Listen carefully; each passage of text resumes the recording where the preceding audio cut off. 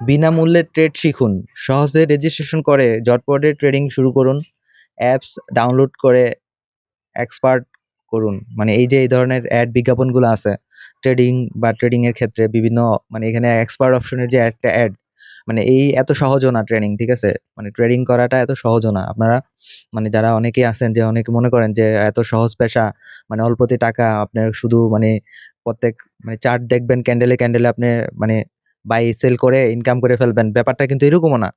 Trading শিখার জন্য সহজে আপনারা চাইলে ইউটিউব থেকে বাংলা বা ইংলিশ, হিন্দি অনেক চ্যানেল আছে, ওইখান থেকে আপনারা দেখে দেখে অবশ্যই ট্রেডিং শিখা যায় সহজেই অল্পতেই।